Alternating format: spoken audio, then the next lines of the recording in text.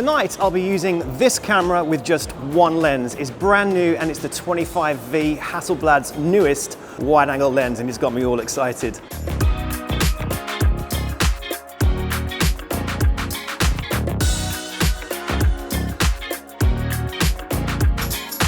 So this is Soho in London's West End, the perfect location for a street photography photo shoot, and I'm about to get run over.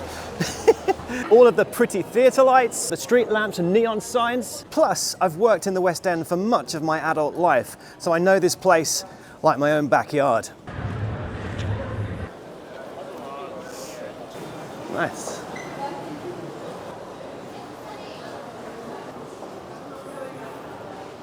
There's this guy in this little trilby just in the window, but I'll try and grab him. I'll need to bring up ISO. Let's try 800. Wow, that is such a good shot.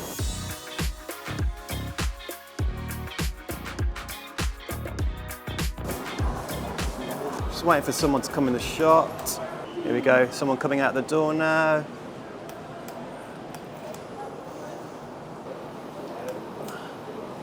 Ah, that was a nice shot. Hugging. I managed to capture a number of different angles in this scene, all with the same camera settings of f2.5, 320th of a second and ISO 800. It is busy in here. Just looking for stuff to shoot. Window shots are always great. Just love this focal length.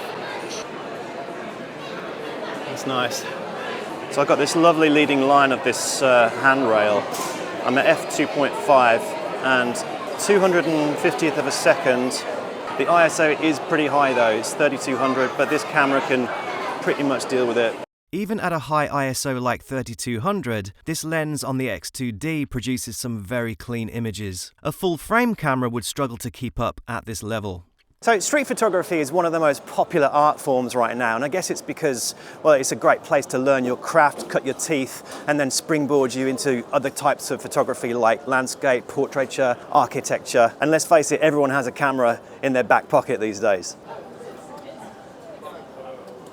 I keep seeing neon everywhere. So I found this beautiful shopping arcade with an incredible tiled floor. It kind of reminds me of Alice in Wonderland a little bit. And what I'm going to do is F4 and bring the shutter as low as 1/8 of a second. So I want to blur people in motion. And obviously it's handheld and this camera's got great IBIS, so it should turn out really crisp apart from the people in the frame. ISO 100, and I'm going to focus just on that pillar on the side there. Using the rule of thirds, this image has really nice energy and movement. Right, so this is your classic moving bus shot past the underground sign, and shutters down to 1/6 of a second now, which is just about doable with this camera because of the incredible IBIS. Handheld, ISO 64. Dragging the shutter to 0.6 of a second allows for a mixture of moving and motionless subjects all in one frame, very abstract, almost like a dance. So I've got a nice composition here with the stairs leading down to the underground, where we've got warm tones down there and cool tones up here at street level. I'm going to drag the shutter to 0.3 of a second so we can get some motion blur in any people that are walking up or down. Any longer than this, like 1 second, and you're going to end up with like ghost-like smudges across your image.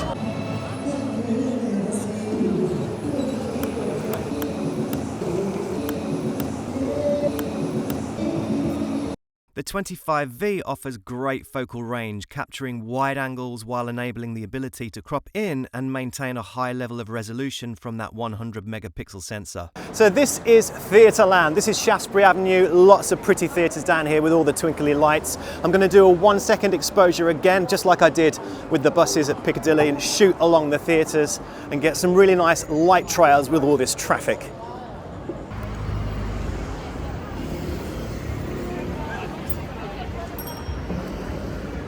Even with a handheld 1 second exposure, the 25V offers stunning clarity and sharpness when zoomed in to 100%. f7.1 is where this lens performs at its absolute very best. Oh my God, you do not want to walk down here drunk, because you might start veering off. So I'm going to try and grab an action shot of my buddy Lewis on his skateboard. He's currently filming me right now, and we figured out where he's going to do his trick. I'm going to spot focus on that point on the floor, and it's going to be 400th of a second, ISO 3200. I don't really like to go above 3200 if I'm honest, but I should be able to get this shot at f2.5.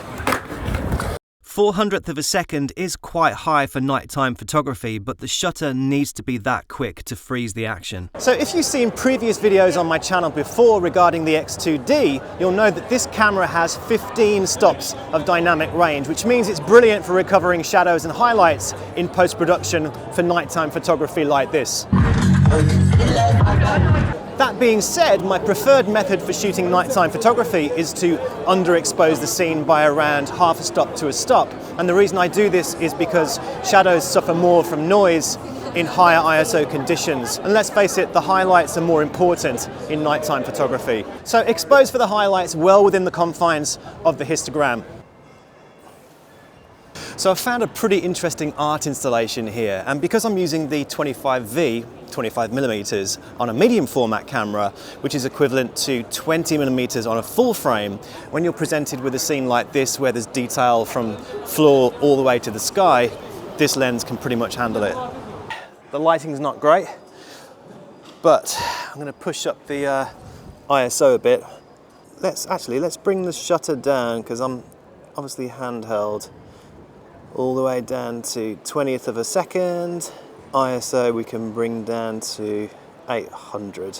The field of view on this lens is just fantastic and suffers from only minimal barrel distortion. Really nice complementary greens and reds here too. So a rowdy pub scene here, but definite potential. Might stick around and grab a few shots.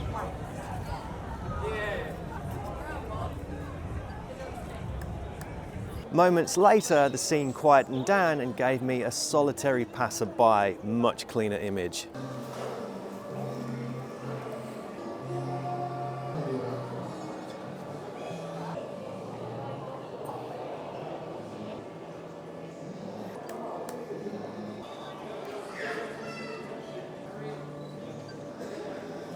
Right, I'm just going to do a quick timed shot so I can get in the frame, go and stand by one of those pillars. So I'm going to do 10 seconds. Should give me enough time.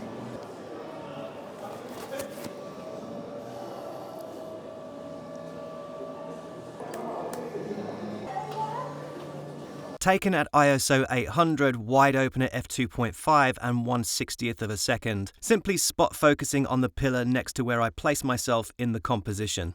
So who and what is this lens designed for? Well, obviously street photography is a prime candidate, nighttime or daytime. Landscape photography because of the wide aspect nature, but also this lens is brilliant for close-up still life photography because of the f2.5 and the minimum focusing distance of 25 centimeters. So what do we have here? Remnants of debauchery, nice little composition. Let's get right in there, f3.2. I don't always shoot wide open, depends on how much I want to keep in focus. So here's an old pub window scene, focusing very close to the limit of 25 centimeters and gathering as much light as possible at f2.5. Even at its widest aperture of f2.5, image sharpness is razor sharp across the center of the frame. I do love window shots, especially when it's this gorgeous. The 16-bit color depth of the X2D camera gives us rich colors, deep blacks, and great detail. So one of the big advantages of the 25V lens is the signature 8-point starburst effect that you get when you shoot above f18.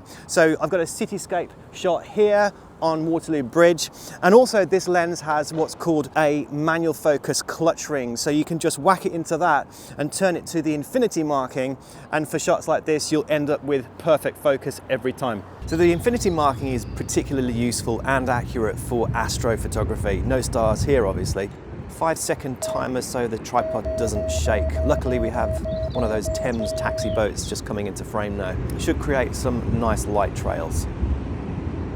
10 seconds has given us that nice silky water, light trails from the boat, and f/18 has afforded us some really nice starburst effects. Using this lens for astrophotography gives us what's called one step to infinity. So when in manual focus mode, simply long press the infinity icon until it turns green, and the lens will directly shift to perfect infinity focusing, producing crisp, sharp images of stars and even a few man-made objects.